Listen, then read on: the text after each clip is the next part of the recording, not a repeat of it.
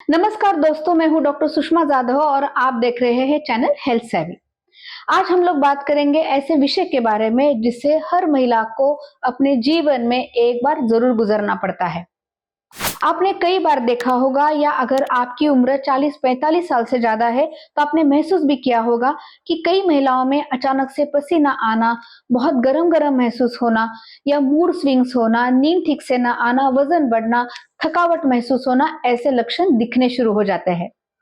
खासकर अगर एक की उम्र 45 साल से ज्यादा है। अगर आप ये सारी चीजें महसूस कर रहे हैं तो हो सकता है ये आपका मेनोपॉज का फेज हो। तो आज मैं आपको सरल भाषा में बताऊंगी कि मेनोपॉज क्या होता है, ये क्यों होता है, इसके लक्षण क्या होते हैं और मेनोपॉज के समय हम अपने सेहत का किस तरह से ख्याल रख सकते हैं।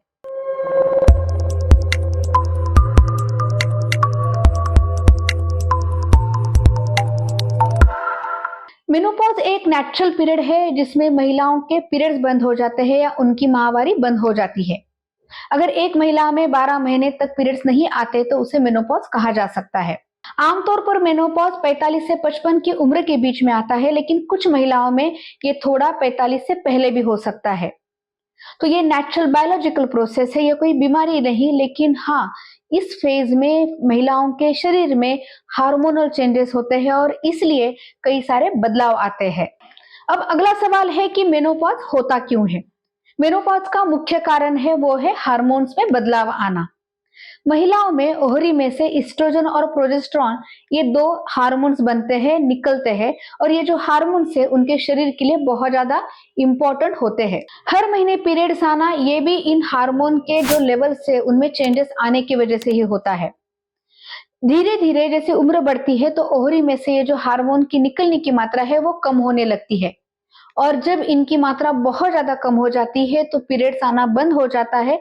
और साथ ही में इन हार्मोन्स की वजह से जो बॉडी में बाकी चेंजेस हर समय होते रहते हैं वो भी कम हो जाते हैं, उनका रोल, उनका एक्शन कम हो जाता है, और इसलिए मेनोपॉज में कई महिलाओं में कई सारे लक्षण दिखते हैं। मेनोपॉज के समय सिर्फ हार्मोन की मात्रा कम होने की वजह से सिर्फ पीरियड्स ही बंद नहीं होते, तो कई सारे बाकी पार्ट्स पे भी उसका असर हो जाता है। मेटाबॉलिज्म स्लो होने की वजह से महिलाओं में इस फेज में वजन बढ़ने लगता है। उनकी स्किन, उनके हेयर, जो बाल है वो ड्राई हो जाते हैं या कई बार बाल झड़ने की भी समस्या आ सकती है। जो हमारा बोन मेटाबॉलिज्म है उसमें जो कैल्शियम और विटामिन डी की मात्रा है उनकी मात्रा कम हो जाती है, बोन डेंसिटी कम हो जाती है, और इसके वजह से हड्डियां वीक होने के कारण ऑस्टियोपोरोसिस जैसी समस्या इस फेज में आ सकती है। साथ ही में हार्ट के लिए एस्ट्रोजन जो बहुत इंपॉर्टेंट रोल प्ले करता है उसकी मात्रा कम होने के कारण इस फेज में महिलाओं में हार्ट की बीमारियां भी बढ़ने के चांसेस होते हैं। स्किन के नीचे जो ब्लड वेसल्स है वो डायलेट हो जाती है, उनका टेम्परेचर बढ़ जाता है, और इसलिए हॉट फ्लैशेस महसूस होना, मूड स्विंग्स होना, ये सारी तकलीफें महिलाएं इस फेज में महसूस करती है। हॉट फ्लैशेस ये महिलाओं में इस फेज में आने वाला सबसे तकलीफदायक लक्षण होता है। हॉट फ्लैशेस में अचानक से एक महिला को गर्मी महसूस होती है और पसीना आता है। साथ ही में कुछ महिलाओं में रात में पसीना छूटना, जिसे नाइट स्वेट्स कहते हैं, ये भी महसूस होता है। छोटी छोटी बातों पे गुस्सा आना, चिड़चिड़ापन महसूस होना, उदासी होना, मेमोरी इंपैक्ट होना, ये भी सिम्टम दिखते हैं। और कुछ महिलाओं में वेजाइनल ड्राइनेस हो जाता है और जिसकी वजह से उस पार्ट में खुजली होना, डिस्कम्फर्ट महसूस होना शुरू होता है। ज्यादातर महिलाओं में पीरियड्स अचानक से बंद नहीं होते, वो पहले इरेगुलर हो जाते हैं और फिर बंद हो जाते हैं। यानी 2 महीनों में, 4 महीने में, 6 महीने में पीरियड्स आना। जब पीरियड्स आते हैं तो ज्यादा लंबे समय तक हेवी ब्लीडिंग होना, ऐसी तकलीफ होके धीरे धीरे पीरियड्स वो रुक जाते हैं। तो ये सारे थे मेनोपॉज के फेज में दिखने वाले लक्षण।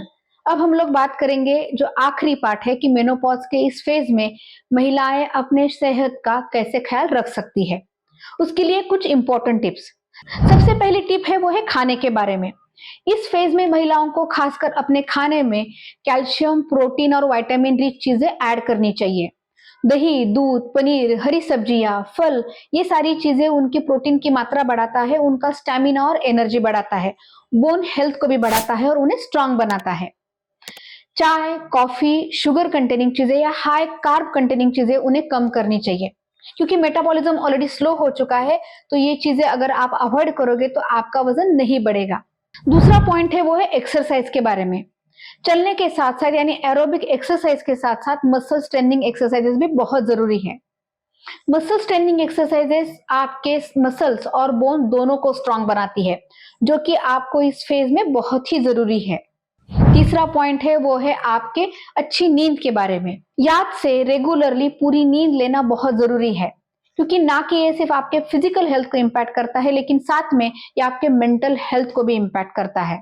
चौथा पॉइंट है वो है मेंटल हेल्थ के बारे में या स्ट्रेस मैनेजमेंट के बारे में।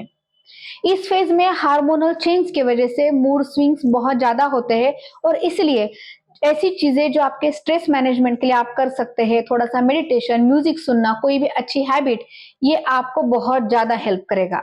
और पांचवा और आखिरी पॉइंट है, याद से आपको इस फेज में, अगर आपने इससे पहले नहीं किया है तो आपको रेगुलर चेकअप करवाना चालू करना चाहिए, क्योंकि कई सारी बीमारियां इस फेज में अनमास्क्ड हो जाती है और आपको तकलीफ कर सकती है।